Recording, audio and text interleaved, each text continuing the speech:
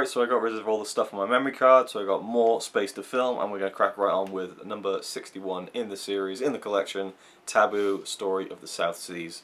Yeah, by F.W. Murnau. Murnau, always got that name wrong, but yeah, Murnau, this was his last film because he died, I think, tragically, either the year this came out in 1931 or the year after, somewhere around there, maybe even before the film was released. I can't remember the exact details. And he's only in his 40s, which is, again, really tragic generally, but also he could have gone to make so many more great films, and his career was not as long as, you know, other people. Another German director, you know, like Murnau, like Fritz Lang, who also moved to Hollywood to make films there. He only made a couple, and then that was it. And this was kind of a departure again. I think he kind of went, did a few films for Hollywood, Sunrise, Four Devils, City Girl, and then he did this, and it was with, he teamed up with a director, Robert Flaherty, who was a documentarist. Never heard that word before. A guy who makes documentary films, who famously made Nanook of the North in the 1920s, which is a famous silent documentary about an Eskimo. And so they teamed up, and it's kind of like almost like a dream team, you know, F.W. Murnau and this guy who made this great documentary, and they went to, I'm not sure where, it's a Polynesian idyll in Tahiti, shot on location. And the film says to be like kind of documentary-like, but it's not. It's got a story. I'm really not sure. I haven't really read too much into it. But I did read that Flaherty and Murnau had clashed on set, and when because they both directed it, but I think Flaherty took his name off it, something like that. There was some kind of dispute. And I really have not found anywhere that says that this is a silent film, but I'm 95% sure that it is, for all intents and purposes. But I'd have to check it out and see. And one I'm very interested in seeing, because I'm a big fan of Murnau's style of direction. I don't know how much he'll come across to this when he's working with someone else, but the idea of making a film on location like this, kind of in the middle of nowhere, and you know, this you know, again in Polynesia and stuff, sounds very interesting to me. This landmark film of rare exoticism and magical beauty, it was described in 1931 by a critic. So yeah, this is a 75th anniversary restoration of the pre-Paramount, longer, Murnau-approved version of the film, with uncensored scenes and title cards appearing in its original aspect ratio for the first time ever, which is really cool. Audio commentary by R. Dixon Smith and Brad Stevens, 15-minute German documentary about the film. Newly present outtakes from the original shoot of the film, which is really, really cool. A short subject from 1940 depicting a South Seas fishing hunt created from unused material from the filming of Tabu. And all the usual stuff. It is Region B locked. 1931, I think I already mentioned, and this is Blu-ray only. Let's spin the disc around. There we go. Nice, nice. They always use like one of the original posters on the booklet, which I really like. See if there's anything good behind. Yeah, just kind of pictures of the characters on the island, I guess. Another one I'm really, really excited to check out, and if it is indeed a silent film, which I believe it is, I will include it in my silent film marathon too. Next up, spine number 62, the next in the collection, and it is a French film by Jacques Rivette. It is Le Pont du Nord, or I'm not sure how you pronounce it, but you know, there's a lot of different, again, films around the world, so I can't pronounce all of them correctly, but I really like the sound of this one. And again, I can't remember the exact plot, but it's, I think it's two women who are basically just like walking around a city, and it's just kind of more kind of about just, you know, dialogue, and you know, gorgeously shot by a master cinematographer. It's a freewheeling, powerful experience whose hypnotic rhythm and ominous undercurrents resolve into a frightening and exhilarating portrait of post-revolutionary early 80s Paris. So yeah, I'm just interested to see it. Again, I'm interested to see all of these. I say that, I feel like I'm repeating myself at this point. It's a 1981 film. It is Region B locked, and yeah, I just like the sound of it. When I did read up on the plot in more depth, but yeah, I haven't got time to just sit here and read all the backs of all these Blu-rays to you. And then we have the booklet and the Blu-ray inside, just the Blu-ray for this one. And you can see the characters inside. It looks like an older woman and a younger woman, and yeah, interesting to see how that unfolds. How long is it? Oh, over 2 hours long, so maybe it's not just two women walking around. I might be mistaken on that one, but I'll see in due course. Next one is a steelbook, and this one is I have seen, and I've made a video about it because it's in the book of 1001 Films You Must See Before You Die, and it is a lovely steelbook edition of Fritz Lang's Dr. Mabuse der Spieler, or Dr. Mabuse the Gambler. And this is the character there, played by Klein Rudolf Klager, something like that, who's a fantastic German actor from the silent era. He was in Metropolis as kind of the mad scientist. He's also in Die Nibelungen as I think a Hun in the second film. But this one, he is the star of the show, and he plays Dr. Mabuse, who's a master of disguise and a criminal mastermind, and he wears many different kind of disguises. As I say, the film opens with him shuffling through a deck of cards that shows all the various guises that he has, and he's basically just deciding which one to be that day at random, basically. And it's a near 5-hour film, just like Die Nibelungen. It's a two-parter, again split up into sections as well, like part 1, part 2, part 3, part 4, and then the second film. And there's lots of great special effects. It's a real kind of underground crime thriller with kind of a supernatural twist at times. Well, not supernatural, but he is also kind of a master of hypnotism. And so he makes people see things that aren't necessarily real and things like that, and then it's up to you to decide whether he really has these powers or whether he's just very, very good at the power of persuasion and all that stuff. So I really, really liked it. It's definitely a slow one, again, nearly 5 hours, and it's just a crime film. It plays a bit more like a serial, actually. You could almost watch it like a TV show and just watch a part every day or something like that. There is a word for it. It doesn't say parts on screen. Maybe it does. But it's like chapter, something like that. Great. I love the color scheme on this one that ties over to the discs and the inside artwork. There's a great picture from the film with Dr. Mabuse there near the climax of the film. And yeah, I really, really did enjoy it. I wouldn't call it like an absolute 10 out of 10 masterpiece because of its length, I think. But I did enjoy it very much. And if it was a little bit shorter, I might be tempted to, because I really did love it. It was just, I had to watch it over 2 days, this one. It wasn't as engrossing as Die Nibelungen, where I had to finish it in 1 day. But yeah, 1922. And where's the J card? Read you out some of the special features. There's a really impressive special feature on this one, actually. Get over the glare. Yeah, we have new and improved English subtitles with the original German language intertitles, 3 video pieces, an interview with the composer of the restoration score.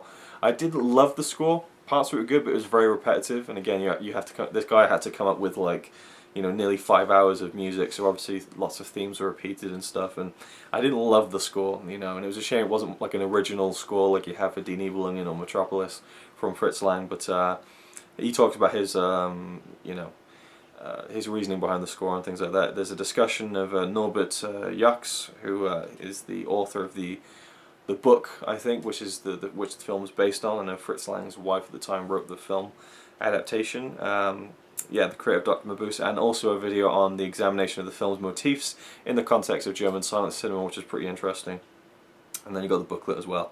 But the main thing for me is exclusive feature-length audio commentary by film scholar and Fritz Lang expert David Kalat. He did an audio commentary on all 4.5 hours, or just over 4.5 hours, which is pretty impressive to say the least. And I did try to start listening to it, but it's just so long. I couldn't just dedicate like 10 hours of my life to this film in the week that I watched it. Moving on was another steelbook. This is spine number 70. This is a great steelbook, a great release, and a film that I really need to rewatch, I think. Oh god, yeah, this is just a fantastic steelbook. I forget that these are so gorgeous. It is Nosferatu, Symphony of Horror, by F.W. Murnau. Love the color scheme on the steelbook. It's really nice, and this is just such an amazing image on the front. One of my favorite steelbook covers for sure. I absolutely love it. I watched the film. I really did like it, but I didn't see it as that classic everyone else sees it as, and I kind of preferred the 31 or 33 Dracula film with Bela Lugosi. I thought the atmosphere in that was a lot better, even though this is creepier and a bit more kind of disturbing. I mean, Dracula's more of a kind of campy Hollywood feeling film, whereas this one feels a lot more gritty and maybe even scarier, I guess. I just preferred the atmosphere in the American Dracula. But this Nosferatu, they couldn't use the the names of from the Dracula story, they couldn't get the rights, so the names are slightly different and stuff, and you can tell what they've done. But the tinting, the use of tinting the film in this is very effective. Really enjoyed that. There's even like a small scene with a Venus flytrap that I really liked for some strange reason. I just really liked that part. But of course, Max Schreck is great as Count Orlok, as Nosferatu, Dracula, also, you know, AKA. But yeah, I need to rewatch it because I didn't quite see it as the, again, 10 out of 10 masterpiece that a lot of people do see it as. Again, the colour scheme, like the Mabuse Steelbook, carries on the inside. You've got great artwork on the booklet, and some fantastic inside artwork of Count Orlok on the ship when he comes back, so that's really cool. Another stellar release. Get to the special features once I put this back into the protective sleeve. But yeah, as with any of these, let me know in the comments if you've seen any of the films I'm talking about. If you have any opinions on them in particular, I'd love to hear people's thoughts on the films that I'm talking about in this video, and also if you own the massive cinema releases or if you want to own them, etc.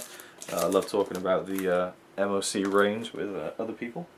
Now we have the last two films from the late Mizoguchi box set. They're separated in terms of the spine number chronology, and this is spine number 71, Chikamatsu Monogatari, filmed by Kenji Mizoguchi, along with Uwasa no Onna. That's Onna as in O-N-N-A, not Honor as in my honor. Yeah, I haven't seen either of these films actually, so I can't really comment on them, but Region B. Oh, I didn't tell you about Nosferatu special features, getting ahead of myself there. Oh yes, I'm thinking I'm on the home stretch now. We got to talk about the special features very briefly, just to kind of be consistent. Two audio commentaries, one newly recorded by David Collette again, and the second by historian R. Dixon Smith and critic Brad Stevens. The Language of Shadows, a 53-minute documentary on Murnau's early years and the filming of Nosferatu. A new video interview with BFI Film Classics Nosferatu author Kevin Jackson, so obviously someone who wrote a book about the film. Exclusive video piece taped by and featuring filmmaker Abel Ferreira, don't know what that is. And yeah, the original German titles, subtitles in the booklet, etc. So there you go, Nosferatu extras.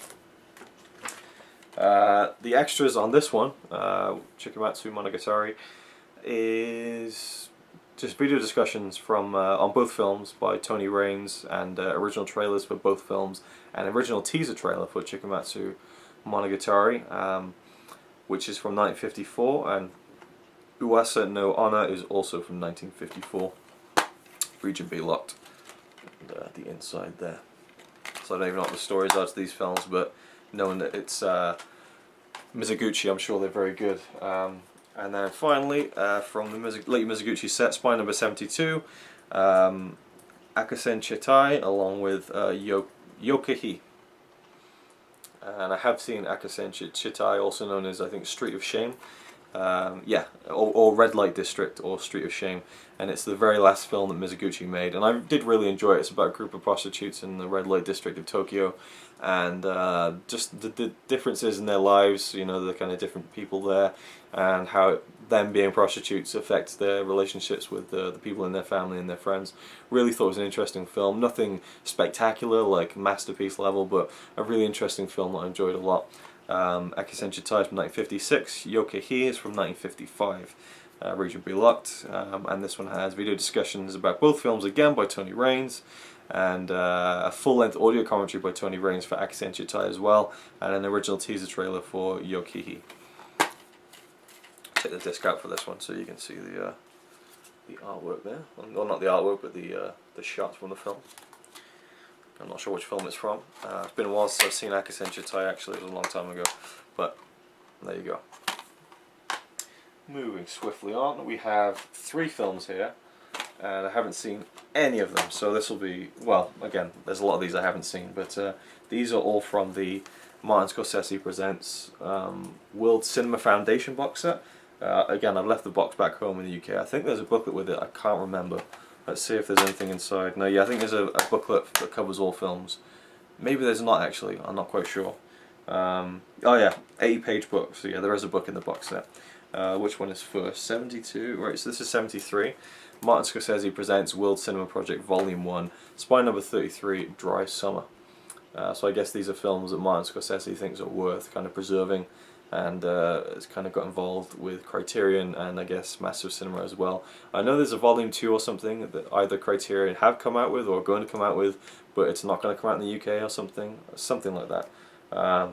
So yeah, Dry Summer, which is by Metin Erksan, which is a film from Turkey, 1964. It says on the front of the cover there. Region B locked. And this one, I don't think there's any extras on these, but they are dual format. So you got the Blu-ray and the DVD. These ones don't have inside artwork. It's just a color and the chapter listings, unfortunately. And again, I haven't seen any of them, so I'm not even going to bother to go into the plot. But I'm definitely interested in checking out, you know, like a film from Turkey. It's something I would never ordinarily watch, so I'm definitely open to it at some point when I've got nothing else to watch. And the same could be said of the other two. The Spy Number 74 is Trances, and this one is from Morocco, 1981. Yeah, no other extras really. Region B, as are the other two in the set. I suppose I can show you the colour on the inside, but I think I've read the synopsis for these films. I've forgotten them now, but I think that Trances was the one I was most interested in from what I read. Spy Number 75 is Revenge by Ermek Shinarbayev from Kazakhstan, 1989. I like that front cover. It's quite cool, atmospheric. Here you go. And this one. Anything else I can say about it? Not really, but yeah. I'll be interested. I might kind of do like a Martin Scorsese little, not Martin Scorsese, but you know, watch all three of them like in the same day or the same weekend or something, and do a little video on it or something like that. Right, moving on. We have one that I'm dying to see, but I'm holding off for the Silent Movie Marathon 2. This is Spy Number 77, and I'd never heard of this film before until I looked it up, and I thought, wow, I have to have this. I got this about a year ago, maybe, something like that. So I've been dying to see it, but I've had it for a year, but it's just one of those things. Again, I've been saving it for a good moment, I suppose. And it's Wings. Now this film is touted as being the first ever Academy Award winner for the Best Picture, which says here. I wish they didn't have that. I wish that was a sticker or something, because it covers some of the artwork, but I love this artwork on the front. And this film is, I don't know too much about the finer details of the plot, but it's about, I think, World War One. Fighter plane. Yeah, World War One is soon upon them, so the boys are off to France to fight against the Germans. So you see basically dogfights in the air between planes, again from like the 20s, but they did it for real, and they strapped cameras to the planes and stuff, and the lead actors flew those planes. It just sounds incredible. I've seen some of the shots, and I just again think this is going to be a really great film, and I can't wait to see it. And if we go back to Spy Number 1, Sunrise, that won the Best Creative Picture at the first ever Academy Awards, and this one won the Best Picture. So it's kind of debated which one was the real Best Picture of the year, but it's this is kind of the one that's officially seen as the Best Picture of the first Best Picture winner for the Oscars. Region B, we got two optional scores, one by J.S. Zameknik, with sound effects by Ben Burt, who created a lot of the sound effects of Star Wars and like the R2-D2 and all that kind of stuff, Chewbacca, and the other by Gaylord Carter. So I don't know who that is, but apparently he does an audio commentary on the film too. 3 video documentary pieces on the film's production, restoration, and airplanes, and then the 48-page booklet. And this is from 1927, and a dual format release. Clara Bow is listed as the kind of lead in the film, which is interesting. We have a female as kind of the lead character, or at least the highest build. I suppose she was a starlet of that era, and was an important part of selling the film, I suppose. You can see there's some artwork there. We have 3 discs. So yeah, this one, yeah, I'm pretty confident this is going to be a really good one, and I think this is the first time this has been released in the new restoration on Blu-ray or DVD for the first time in the UK. Next is a film I love, that I got introduced to by the Massive Cinema series, as with most of these films, to be honest. It is Spy Number 78 and F.W. Murnau's Faust. Man, I saw this cover when they announced this was coming out, and I was like, it doesn't look that good. And then I got sent a screener, and I watched it, and it was amazing, and I put it on my Christmas list right away, because I had to have the Blu-ray and see this in high definition. It's an amazing film. It's a fantasy epic, a fantasy masterpiece, and it's about a guy called Faust. And the film opens with an angel and a demon, and they make a bet that you know, you can corrupt even the nicest of people, and so this demon goes down to try and corrupt the heart and the mind of Faust, who's this old man who, well, I won't spoil it for you, but basically he goes on a journey, and it's a great journey, and the special effects are fantastic, and really push the boundaries of what you could do in I think it's 24, 26 actually, but still in the mid-20s. Fantastic stuff. Highly recommend this if you're a fan of silent films. It is a must-see. Yeah, 1926, Region B Locked. Special features an orchestral score by Timothy Brock, plus a specially commissioned harp score by Stan Ambrose. And this is the Blu-ray has the German domestic version of the film. There's a new piano score as well on the Blu-ray only, and there's original German intertitles and audio commentary by critics. The complete export version of the film, I can't remember if the export version is in high definition or not. Might have to get back to you on that one. But the export version is like slightly different. They use different takes and stuff, because a lot of times in these silent films they would have more than one camera rolling for like every shot, so you'd have slightly different angles, and you could basically cut two different versions of the film basically with slightly different angles, so they could send that off. Again, the export version, you know, but the German domestic version that was used in Germany, where this was made, is on the Blu-ray, so that's great. The Language of Shadows, a 53-minute documentary on the making of Faust, which is on the Blu-ray only. A video piece with critic Tony Raines, and a video comparison of the domestic and export versions of the film, so you can see all the main differences, which is really cool. And a 44-page booklet. Booklet is stunning. Got some great artwork there. That's the demon there. He's fantastic, and Mephisto, the actor who plays him, I think Emil Jennings. That just popped into my head. I'm pretty sure that's the name of, yeah, Emil Jennings. He was fantastic as Mephisto. Let's see if the inside artwork is any good. Yeah, this is one of the female characters in the film with some of the kids. I just love this. It was a 10 out of 10 for me. Absolutely amazing film from the 20s. One of my favourite silent films for sure.